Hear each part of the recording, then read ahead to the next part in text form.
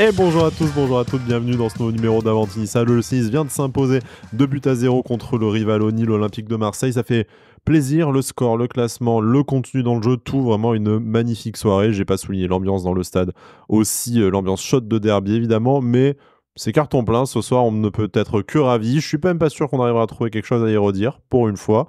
Mais bon, on va quand même faire une émission qu'on va tâcher d'être constructive, mais bon, on va pas se mentir, l'émission elle est à chaud. L'heure, elle est avancée. Et puis, bon, merde, c'est quand même bandant comme résultat, tout ça, tout ce qu'on a vu ce soir. Donc, ça sera très clairement émission en roue libre et enflammée. Pour m'accompagner, mon fidèle lieutenant, le Danté de l'émission, qui fête en plus sa 80e émission. C'est ça, Jérémy? Bonsoir. C'est ça, c'est ça. Bonsoir à tous. La 80e, un beau derby pour fêter ça, donc très content, ouais. Ça va, il y a eu des anniversaires pires que celui-là. C'était la 100e de Gaëtan Laborde aussi en Régénère. Voilà, allez, ça y est, j'ai déjà placé Gaëtan Laborde. Ça, c'est fait dans cette émission. Bien sûr, ce n'est pas l'homme du match parce que magnanime comme il est, il laisse aussi la lumière aux autres. Parfois, un match remporté 2-0 grâce à des buts d'Evan Guessant et de Mohamed Ali Chaud. Bon, voilà, on va revenir sur les performances individuelles et collectives, mais vraiment, c'était du très très lourd ce soir pour venir à bout de l'Olympique de Marseille, qui est deuxième du championnat, on le rappelle. L'OGC Nice passe quatrième, revient à un point de l'autre rival monégasque. Bref, que des signaux positifs. Et Jérémy, je te propose peut-être de prendre petite température de ton mood d'abord avant de s'intéresser à la compo et au déroulé du match. Voilà, bon, moi je me suis déjà enflammé là, je suis très clairement bouillant. Je sais pas toi, mais moi avant le match, je me suis dit, de toute façon, connaissant l'OGC Nice, on va jamais franchir le cap. On sort de défaites.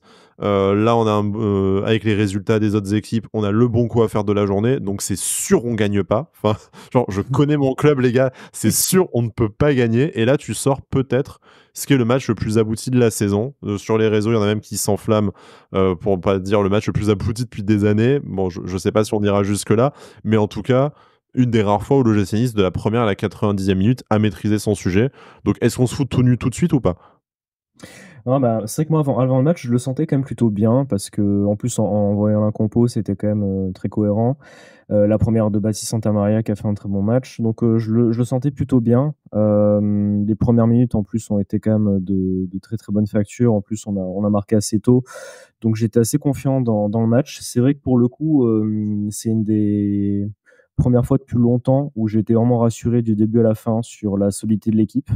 Heu, j'ai pas été trop inquiet, même si je vais revenir, je trouve qu'on a quand même laissé beaucoup de ballons à Marseille.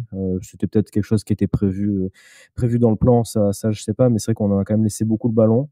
N'empêche qu'on a été très solide. On a un clean sheet, ça fait beaucoup de bien. Mmh. Donc voilà, il fallait après encore une nouvelle déroute européenne, il fallait une belle victoire pour justement, justifier, évidemment le turnover de jeudi et le fait d'avoir laissé plein de joueurs au repos, ça a été le cas, donc on a eu une très belle victoire.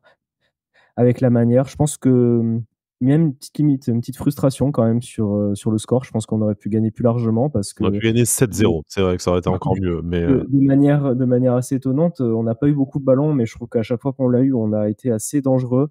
Encore une fois, il y a quand même pas mal d'actions qui ont été très mal négociées, je trouve. Donc c'est dommage. Après, on a quand même pu mettre ces 2 très beaux buts, donc c'est bien. Donc ouais, j'étais assez confiant, avant et pendant le match. Je sais pas si c'est notre meilleur match depuis des années, mais c'est clairement un très bon match de notre part et le ce que match je le trouve plus, le match le plus abouti de la saison, peut-être, quand même. Ça, on peut ouais, se. ouais, c'est peut-être le plus cohérent, le plus abouti et surtout, je pense que moi, c'est ce que je vais retenir, principalement ce soir, c'est la solidité défensive. Je trouve qu'on a été, déjà bon les 3 défenseurs ont fait un très bon match, mais toute l'équipe a fait vraiment un excellent match défensivement. Même les 3 offensifs ont été partout. Santamaria, Boudaoui ont fait des très gros efforts, donc On va plus grande solitude revenir pour sur rentrer. chacun. Je sens que t'es bouillant, Jérémy, que t'es parti pour faire le podcast tout seul, donc je vais peut-être me faire une petite tisane et te laisser une demi-heure. Tu me diras juste quand il faut couper. Mais je comprends l'emballement. Il n'y a pas de souci. T'as juste pas répondu à la question tout nu, pas tout nu, mais bon, je la reposerai discrètement dans un quart d'heure. Passons à la composition j'allais dire des équipes, qu'est-ce qu'on a à foutre des rats. Passons à la composition de l'équipe de l'OGC Nice, du coup. Marcin Bulka dans les cages, et c'était la principale principal choix, nouveauté, on va dire, plus ou moins orchestré par Francaise ce soir, c'est le retour d'une défense à 3. Youssouf, Dante, Melvin Barr sur les côtés, Ali Abdi et Jonathan Klaus. Un milieu de terrain, Hicham Boudaoui et Baptiste Santamaria. Du coup, nouvel aiglon de la semaine. Sur les côtés, Mohamed Adicho et Van Guessant en soutien d'un magnifique Gaëtan Laborde qui a failli gagner le prix Puskas dès le mois de janvier. Bref, blague à part.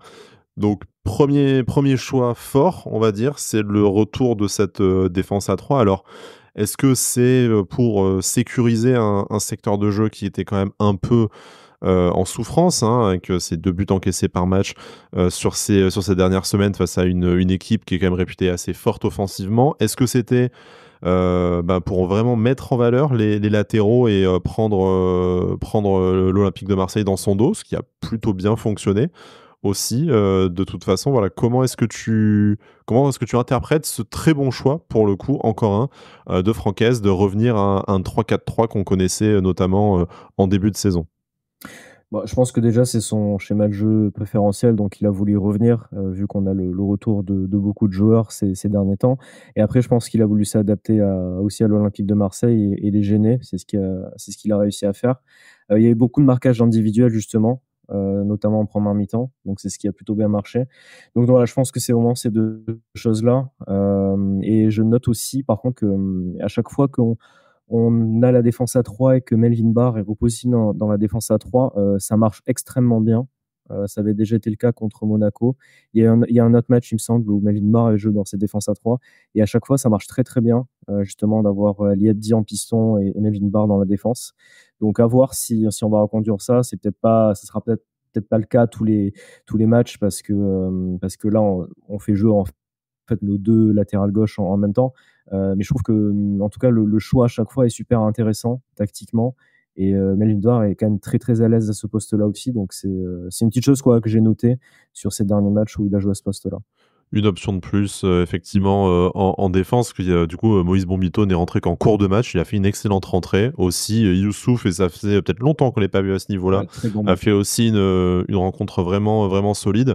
Donc voilà, système préférentiel pour toi. Il y a aussi peut-être l'absence de Sofiane Diop, du coup, qui pouvait être Aussi. dépositaire du jeu, qui, du coup, enlevait un peu d'intérêt à rester en 4-2-3-1. En tout cas, ça a bien fonctionné pour le Nice ce soir.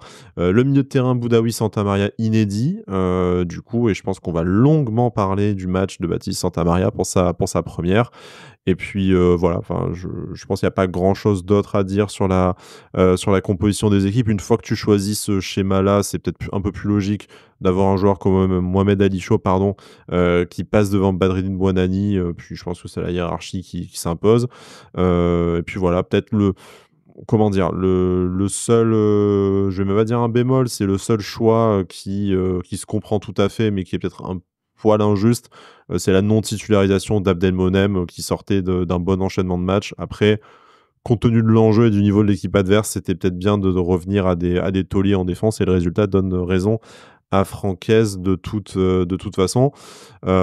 Jérémy, bon, la composition d'équipe a pas l'air de trop t'inspirer. En même temps, c'est vrai que une fois qu'on est parti sur ce système tactique-là, le choix des hommes semblait assez évident, à Ouais, part pour assez évident.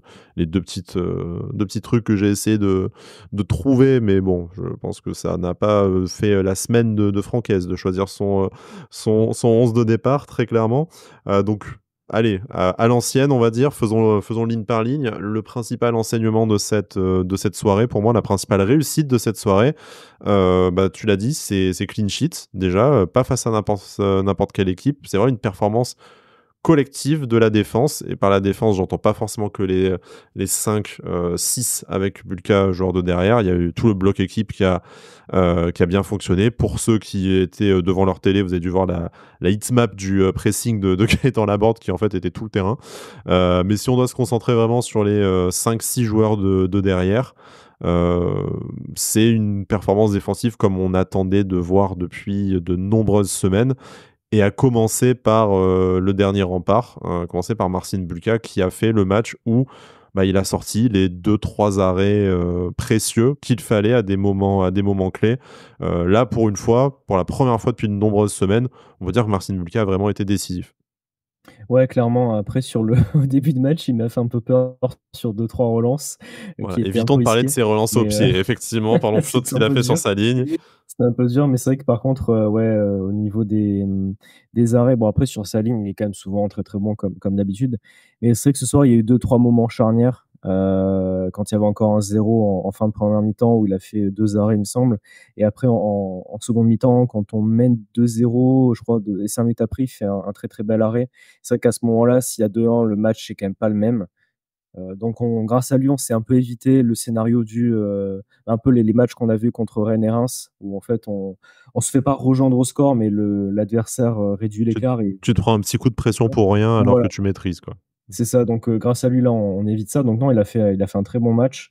Il était, enfin après moi sur sa ligne, j'ai jamais trop grand chose à dire pour Marcin Bulka, même si sur certains matchs Non, mais il l pouvait faire mieux. là, tu Mais vois là, l'arrêt franchement, qui a une influence positive ouais. sur le match, Mmh. justement, Non, non, clairement, il fait un très bel arrêt. D'ailleurs, on en a parlé pendant le match, ça m'a fait beaucoup rire l'action, où il y a la VAR, on ne sait pas pourquoi, où il fait cet arrêt magnifique, mais il y a la parce que les VAR. Marseillais l'ont demandé, hein, comme je t'ai Ça m'a répondu, fait il y a c'est même Dante qui est allé voir l'arbitre en mode: «Mais qu'est-ce qui se passe, quoi?» Enfin, je veux dire, c'était assez marrant sur le coup, ça m'a paru un peu, on va voir s'il y a pas une main, mais pourquoi il la bizarre. touche pas? Non, on va voir quand même, on sait jamais. Si on peut inventer une main au passage pour relancer Non, l'intérêt du match, mais voilà. ouais, c'est Non, un peu non, étrange, mais bon, voilà, Marcin Bulka, auteur d'un grand match, on l'a beaucoup critiqué, faut pas déconner non plus, mais on a beaucoup remarqué sa baisse de régime ces dernières semaines. Là, on a l'impression quand même qu'avec ce soir, depuis deux trois matchs, on est à nouveau sur une pente ascendante et là, voilà, il réalise les arrêts qu'il faut au moment où il faut et c'est tout ce qu'on demande de Marcin et on aura besoin de lui à ce niveau-là, pour aller chercher, les étoiles et au hasard, un trophée peut-être. petite coupe de France. Voilà, une petite coupe de France, bon, même si c'est peut-être Maxime Dupé qui continuera à jouer les prochains tours. Bref, ça c'était pour Marcin Bulka. Quand c'est positif, bah, disons-le, hein, on se prive jamais de ça. Pour la défense à 3, on en a déjà dit quelques mots. Tu as beaucoup parlé de Melvin Barr. J'ai dit quelques mots sur Youssouf. Donc je te propose qu'on parle du troisième, de l'immense Immense l'immense Dante, Dante. Voilà, il y a pas d'autre mot. Il fait un match incroyable. dantesque, comme on dit les commentateurs de DAZN, mais c'est vraiment ça. Voilà, 42 ans cette année, quand même, Dante. Et là, un match au plus haut niveau où il a tout simplement bu son vis-à-vis à la paille pendant toute la rencontre. Enfin, jamais vraiment débordé, toujours. Bah, voilà, toujours vraiment impérial. Enfin, on s'en lasse pas. On se dit toujours qu'en fait, on se rapproche de la fin. Mais quand on voit encore le niveau affiché ce soir dans ce qui est peut-être le match le plus important de la saison, bah, t'as du mal à croire que tu comptes en mois seulement avant la fin de carrière de ce type. Ah ouais, non, il a encore été, vraiment, super fort. Il était un peu plus en dedans sur les derniers matchs, même si ça restait très, très bon. Mais là, c'est vrai que sur ce match-là, quand même, c'était du grand Nantais, hein, justement, dans les intentions, dans la motivation, dans les interceptions, dans le placement. Enfin, il a vraiment, comme tu as dit, il a laissé vraiment aucun espace à Nimo en première mi-temps. Même en seconde mi-temps, il s'est permis quelques montées. À un moment donné, il a failli déborder carrément avec Melvin Barr sur le côté. Je dis: «Mais il va jamais s'arrêter, quoi». Donc non, c'était, énorme match de sa part et moi, je pense que ça lui tenait à cœur de gagner ce match-là et je trouve que cette année, ce qui est bien, c'est que des fois, bon, pas moi, mais d'autres supporters lui ont un peu reproché le fait qu'il était pas assez motivateur sur le terrain, tout ça. Là, je trouve que cette année, il est très présent, on le voit beaucoup, il utilise vraiment beaucoup son expérience. Donc voilà, je pense que, comme tu dis, c'est un peu on peut pas trop imaginer que c'est la fin de sa carrière, mais bon, il va avoir 42 ans. Donc c'est sûr que bon, on y réfléchit, mais c'est vrai qu'on se lasse pas d'avoir toujours ce joueur avec nous qui en fait est toujours aussi bon et qui notamment dans les duels, j'ai un duel en tête, contre Greenwood où il est, sur ses appuis arrière et en fait Greenwood va pour le dribbler et en fait il arrive à gagner le duel, et tu as l'impression que c'est facile en fait, alors que c'est pas du tout facile comme intervention à l'entrée de la surface, mais il va quand même la faire.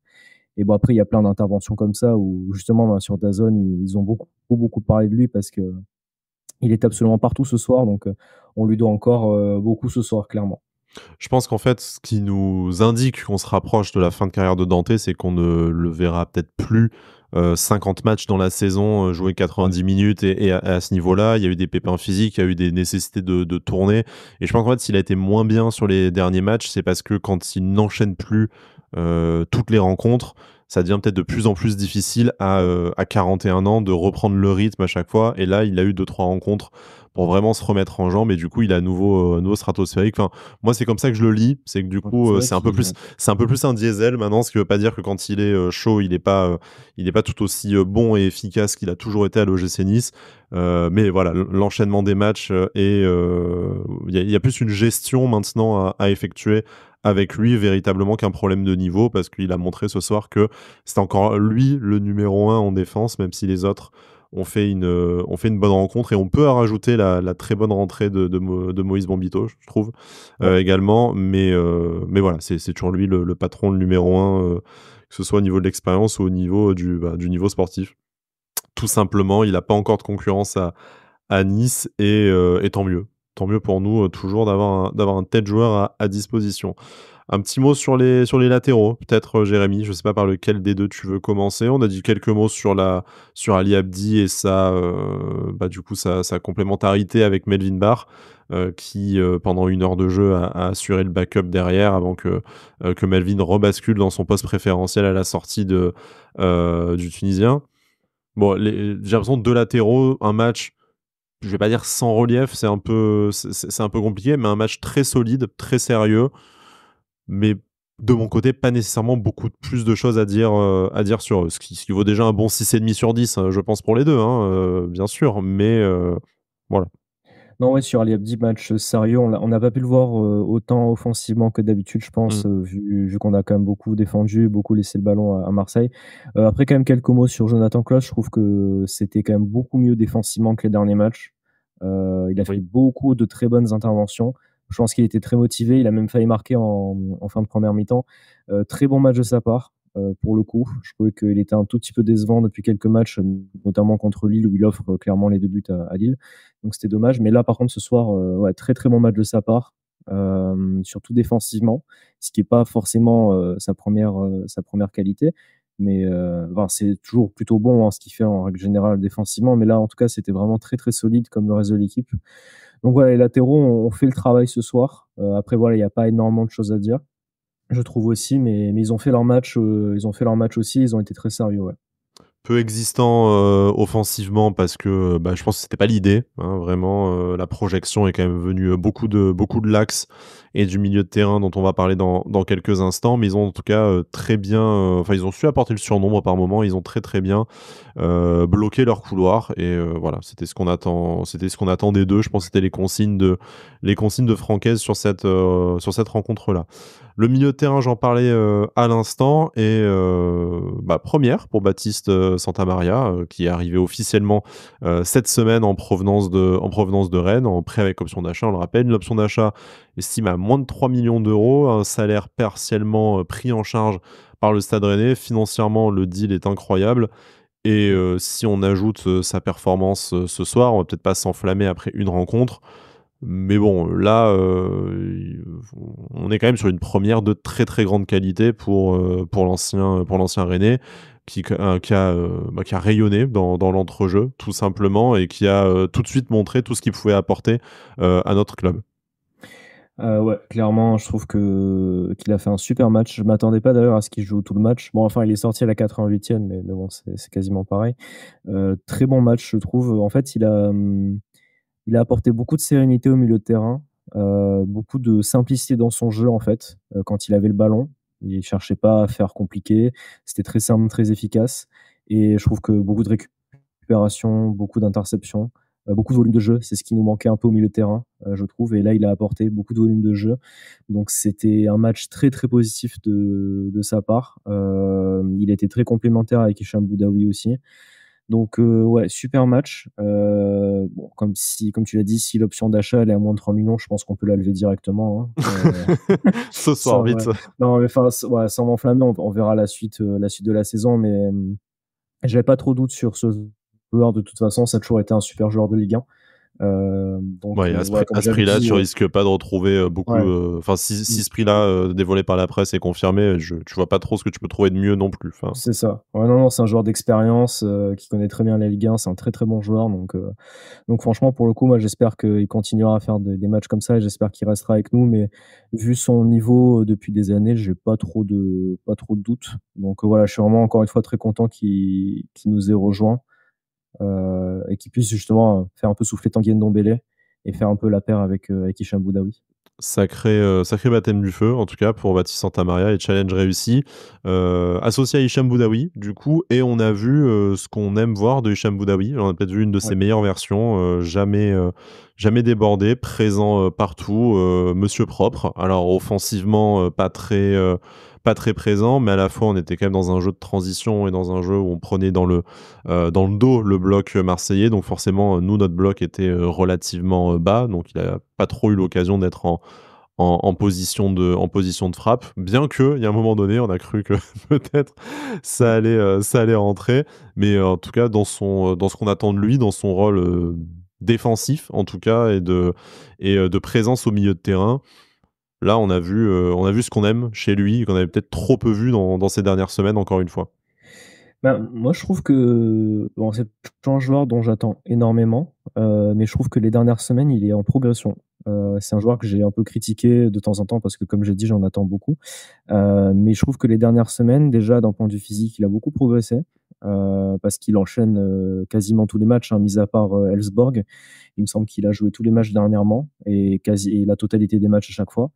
Je trouve qu'il fait énormément d'efforts, beaucoup, beaucoup de courses, pour compenser au milieu de terrain, pour justement compenser les montées des latéraux, tout ça. Il fait beaucoup de travail de l'ombre, donc j'espère qu'il va pouvoir tenir ce rythme-là parce que clairement il est très important, et voilà, en plus là vraiment, sur ce match ce soir, il a vraiment pris une dimension très importante. Je trouve qu'il a pu un peu plus apporter offensivement et ce qui me fait plaisir, c'est que justement comme, Baptiste Santamaria, pour le coup, ce soir, je trouve qu'il a beaucoup simplifié son jeu. Généralement, je trouve qu'il garde un peu trop le ballon, il tergiverse un peu, il attend.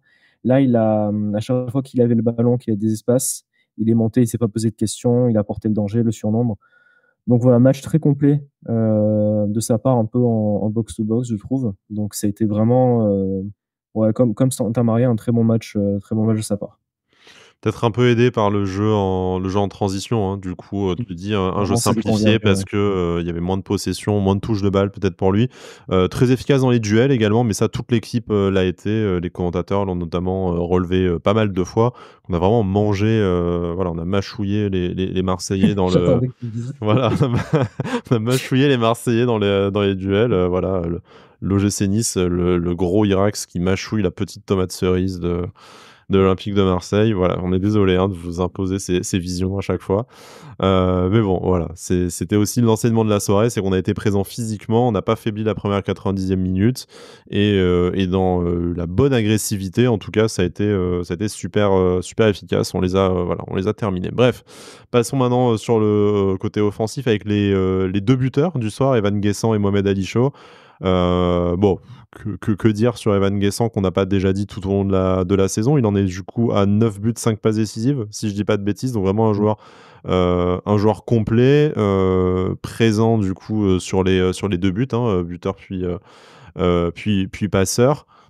Voilà, enfin un match complet, rigolon des Marseillais qui ont pensé qu'ils allaient pouvoir le prendre au mercato d'hiver d'ailleurs. Bah, voilà, vous continuerez de le voir à la télé et on boit vos larmes. Mais bon, complet, c'est véritablement lui, le patron de l'attaque de l'OGC Nice et moi, je note, évidemment, avec un soupçon de mauvaise foi, toujours une bonne entente quand même avec Gaëtan Laborde qui, voilà, ne remportera probablement pas le prix Puskás malheureusement, mais ce trio, devant a vraiment très bien fonctionné, même en l'absence, crainte, de Sofiane Diop. Donc je sais pas ce que tu veux dire sur les 3 joueurs. Franchement, je pense que voilà, Guessant au-dessus du lot est probable homme du match. Maintenant voilà, la complémentarité des 3 joueurs a vraiment fait plaisir à voir pour moi. Ouais et en plus, ouais, c'est pour ça que tout à l'heure je disais qu'on aurait pu marquer plus de buts parce que je trouve qu'ils sont assez complémentaires, mais des fois il y a des choix encore qui il y a des choix qui peuvent être meilleurs. Après ouais, Evan Guessant, bon, enfin, il fait une saison, exceptionnelle, hein. Enfin et encore exceptionnelle, c'est peu, je trouve, mais il a une capacité notamment à se créer lui-même des occasions parce que sur son but, c'est lui qui va chercher le défenseur, qui fait le pressing. C'est pas la première fois qu'il fait ça et qu'il arrive justement à aller chipper le ballon justement au défenseur.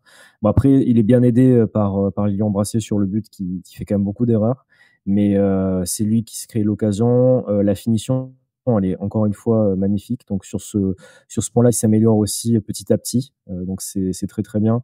Et après, qu'est-ce qu'il est costaud dos au but, c'est incroyable. Ça faisait longtemps qu'on n'avait pas un joueur comme ça qui arrivait vraiment à se sortir des situations dos au but comme ça. C'est un joueur qui m'impressionne vraiment de plus en plus, que ce soit dans les duels, justement dans la finition, tout ça, il est très complet, enfin, il est de plus en plus complet. Bon, il va clairement faire une saison à 15 buts, je pense. Donc j'espère que lui aussi va pouvoir continuer à ce rythme-là. C'est bien qu'il ait pu souffler jeudi contre Elfsborg. J'espère qu'il va souffler aussi contre Bodø Glimt jeudi pour qu'il puisse être frais pour les prochains matchs de championnat qui sont en forme. Donc Ouais, puis ça serait dommage de pas revoir Youssoupha Moukoko titulaire quand même. oui, voilà, en plus, c'est vrai. Heu, mais On fera une petite mais page européenne en fin d'émission. On ouais. n'avait pas envie de commencer par ça, ça aurait été logique Mmh, chronologiquement, mais mmh. on s'est dit, bah, si c'est soirée hélicobite et on va commencer par le match de merde face à Helsborg, ça va pas être possible, donc bref. Enfin, il y a tellement plus à dire sur ce beau match que bon. Oui. Non bref, après ouais, sur le reste des joueurs offensifs, Mohamed Elishou a fait un bon match. Très content qu'il ait pu marquer, ce but qui est en plus, c'était pas si simple à mettre, hein. Il a trouvé un bon angle, donc très, très beau but. Il a fait un bon match, il revient petit à petit de sa blessure aussi. Je trouve qu'il était un peu plus en jambes ce soir, notamment que face à Lille. Il y a encore quelques choix où il peut faire encore un peu mieux, je trouve, notamment sur deux-trois situations en première période. Mais moi, j'aime beaucoup ce joueur, parce que je trouve qu'il a beaucoup de potentiel. Tu sens quand il a le ballon qu'il va se passer quelque chose. Il a une capacité justement à prendre la profondeur, à porter le danger qui est super intéressante. Donc c'est pour ça que justement il fait vraiment le bon trio avec Evan Guessant et Gaëtan Laborde. Et bon, pour ce dernier, Gaëtan Laborde, je pense que s'il avait mis son but là, enfin s'il avait sur pas la retournée, mais sur son geste un peu technique là, s'il avait marqué sur cette action-là, je pense qu'il aurait une statue devant le stade parce que Ah bah, déjà, franchement le geste est magnifique. on serait pas en train d'enregistrer ce podcast. Moi, je serais probablement tout nu en train de nager dans la fontaine à Masséna ou quelque chose comme ça. Voilà, ça serait obligé d'appeler les Mmh. flics pour m'en sortir. Mais bon, bref, non, non. En tout Mmh. cas, super match au niveau du pressing pour lui notamment et son Ah ouais, implication défensive est vraiment beaucoup impressionnante. d'efforts. Pour Mohamed Ali Chaud, on a tendance à l'oublier, mais il a fêté ses 21 ans la semaine dernière, hein. Enfin, Mmh. on parle quand même d'un très très jeune joueur encore, et effectivement, il y a des choses à perfectionner. On le connaît depuis bien des années en Ligue 1 aussi, donc c'est pour ça qu'il nous semble peut-être un peu plus expérimenté ou un peu plus âgé qu'il ne l'est vraiment, mais on est vraiment sur un diamant à polir avec lui. On sait que cette saison était un peu compliquée aussi au niveau des blessures et du temps de jeu. Mais voilà, là, depuis quelques semaines, il se réinstalle petit à petit dans le 11. Et en tout cas, avec les retours enfin, il faudra se poser la question lorsque ce sera le cas, mais les futurs retours de Terem Moffi et Jeremy Boga, par contre, ça risque de redonner des migraines à Francaise au niveau du choix des joueurs, hein, vraiment. Mais bon, voilà. Bon, vous l'aurez compris, il y a personne à sortir, hein, du 11 qui a joué contre l'Olympique de Marseille ce soir. Vraiment, enfin, c'est une réussite collective comme on en a rarement vu.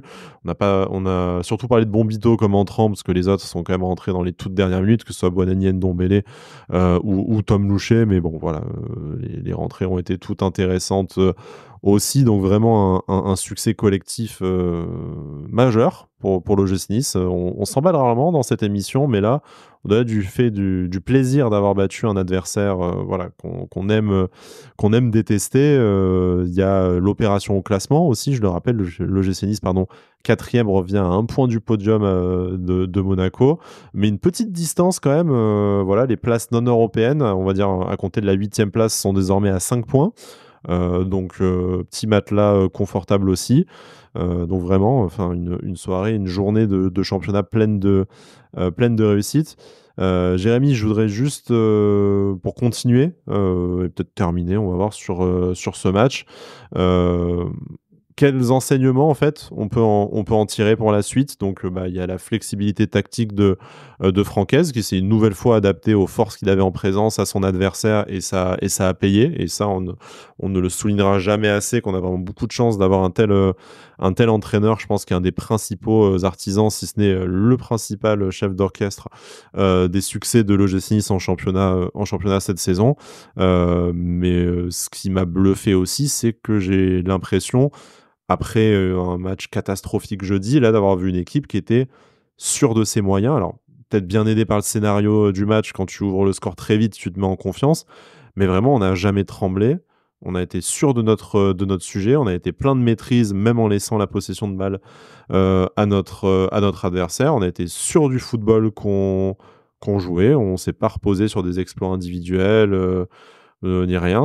Tu sentais que c'était un collectif vraiment bien huilé, que ce soit ballon au pied, que ce soit, en défense, que ce soit dans les duels, que ce soit dans, bah, je sais pas, dans la vie de groupe. Enfin, moi, j'ai vraiment eu l'impression d'avoir une équipe qui ne peut être déstabilisée par rien, en fait. Et c'est pas la première fois, là, c'est peut-être le point d'orgue vraiment, mais c'est pas la première fois qu'on se fait cette réflexion-là en championnat. Ouais, en plus, enfin, je trouve que, justement, il y avait cette vraie cohésion. En fait, ce qui était assez incroyable, c'était quand moi, j'ai l'impression que l'équipe avait, comment dire? C'était pas la première fois qu'elle jouait comme ça. C'est comme s'ils avaient joué comme ça depuis une dizaine de matchs, par exemple, et qu'ils se connaissaient par cœur, qu'ils avaient joué dans ces systèmes-là, et qu'ils étaient super rodés. Donc, bon, ce qui n'était pas le cas, mais justement, il y avait une très grosse sérénité, ce soir. J'espère qu'on va pouvoir la garder parce que bon, là, on s'enflamme, mais on est tout à fait capable de perdre, 3-0 à Toulouse la semaine prochaine, hein, donc bon, on verra. Mais C'est vrai, c'est l'ADN du club, même non, si on non, a quand mais même fait voilà, relativement peu de contre-performances face aux c'est petites vrai, équipes du championnat. Ça, c'est un des principaux changements. c'est vrai, mais bon, sait-on jamais. Toulouse vient de Hem, choc face à Montpellier à domicile voilà, d'ailleurs. ils Bon vont ils vont après, vouloir se rattraper, donc exactement. donc bon, on verra. Mais ouais, il y avait une sérénité, justement, c'est ce que je disais en début d'émission et c'est assez rare, mais j'étais assez, «rassuré» entre guillemets pendant tout le match parce que, il y avait toujours un joueur pour compenser justement, par exemple, s'il y a un joueur qui faisait une petite erreur de placement, une erreur dans une passe par exemple, le reste de l'équipe compensait en fait toujours, très, très bien. Donc il y avait une très grosse cohésion. J'espère qu'on va pouvoir garder ça. Je sais pas si c'est, le retour, dans la défense à 3 ou à 5, ça c'est un peu trop tôt pour le dire, il faudra voir dans les prochains matchs. Mais voilà, en tout cas ce soir ça a fonctionné. Mais bon, à voir si ça continuera comme ça. De toute façon, je pense que le match de jeudi, on va encore une fois faire un gros turnover. On va sûrement rester dans le même système de jeu, à 3 comme jeudi dernier, mais il faudra continuer, sur ces bases-là contre Toulouse la semaine prochaine parce que ça sera pas un match, facile. Donc voilà, j'espère qu'on pourra continuer à prendre des points parce qu'on a clairement quelque chose à jouer sur la fin de championnat. Monaco, par exemple, aura toujours la Ligue des champions, Lille aussi. Donc, à nous de profiter justement d'avoir un peu moins de matchs sur cette deuxième partie de saison pour faire la différence. Bon, un peu moins de matchs, mais la Coupe de France quand même, avec ce 8e de finale face au Stade Briochin qui se profile dans une dizaine de jours. On aura le temps d'y revenir. Maintenant, faisons une petite page Coupe d'Europe. Allez, rassurez-vous, c'est bientôt terminé. Toute petite, hein. Voilà, toute petite, comme la bite de Neil Maupay. Pardon, non, excusez-moi, j'ai dérapé. Donc ce déplacement, à Elfsborg, bah, défaite 1-0, non-match, voilà, qui fait écho déjà aux précédentes sorties de l'OGC Nice dans cette, compétition.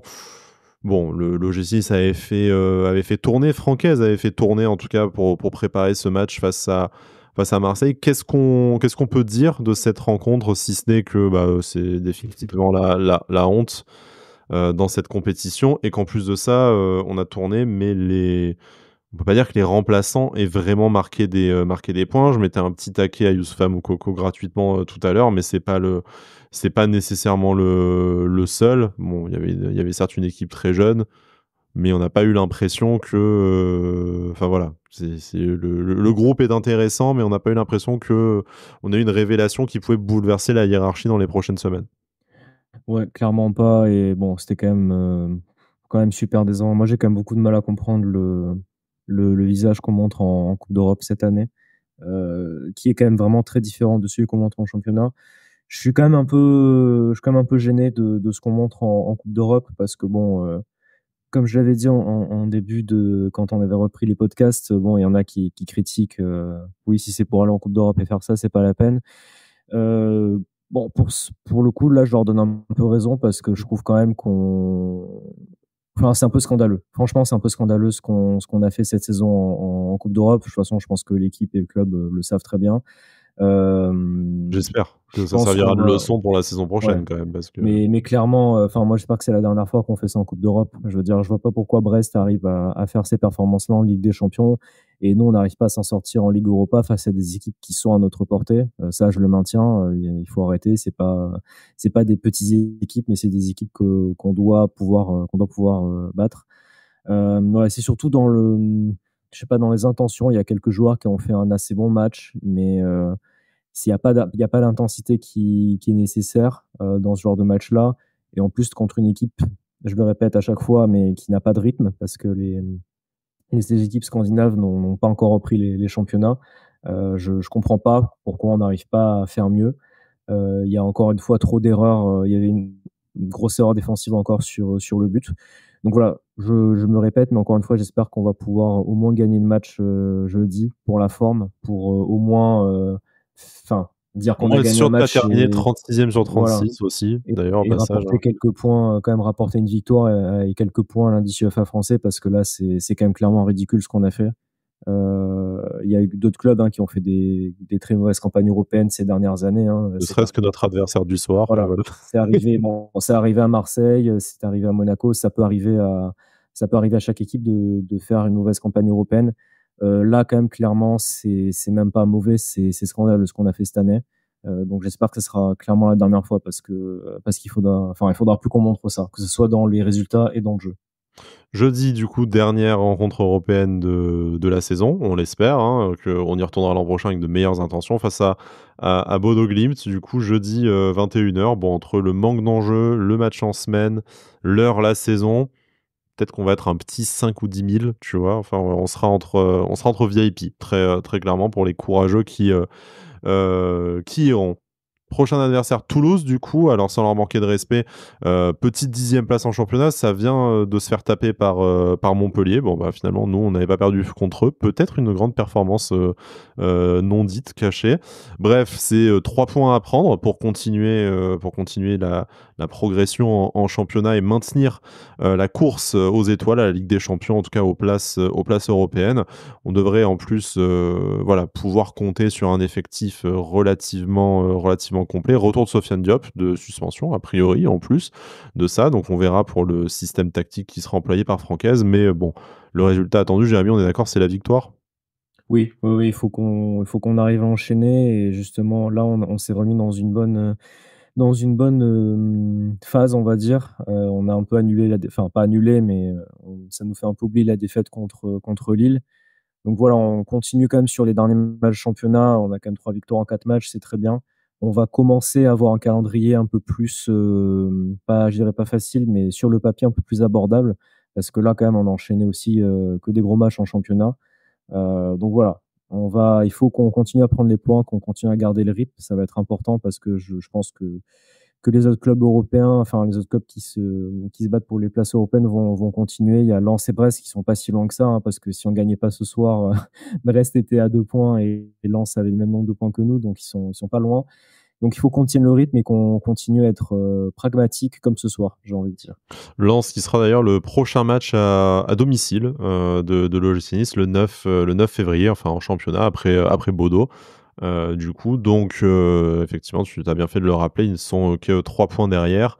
On va commencer à avoir quelques petits matchs à 6 points, parce qu'il y a Lyon qui arrive aussi le 9 mars, au milieu d'un calendrier un peu plus tranquille, comme tu le disais. Il y a ces 2 rencontres à la maison face à des concurrents directs aux places européennes qui pourraient valoir très très cher en fin de saison. Jérémy, je te propose qu'on clôture cette émission qu'on a faite à chaud et de manière nocturne. Je pense que ça s'entend dans nos voix et dans nos débits de parole. Voilà, on essaie d'organiser nos emplois du temps toujours en fonction pour arriver à faire une émission par semaine. Des fois, ça arrive un peu en bout de week-end, mais bon, on n'avait pas envie de de reporter plus loin, l'émission, sur cette magnifique victoire face à Marseille. Encore une fois, 2-0 pour l'OGC Nice qui n'a, pas tremblé. Un match vraiment, complet comme on a, rarement vu, cette saison, réussie. Voilà, là c'était, un véritable accomplissement qui, on l'espère, en appelle d'autres et a commencé peut-être, face à par cette rencontre, face à Bodo, histoire qu'on gagne au moins un match en Coupe d'Europe. Jérémy, bonne nuit. Alors bon, pour ceux qui nous écoutent la journée, vous endormez pas au volant ou au travail, hein. Mais bon, nous, c'est dodo, immédiatement. On va faire de beaux rêves de Coupe d'Europe. En attendant, peut-être le cauchemar de jeudi. Allez, d'ici là, Issa Nissa. Issa Nissa.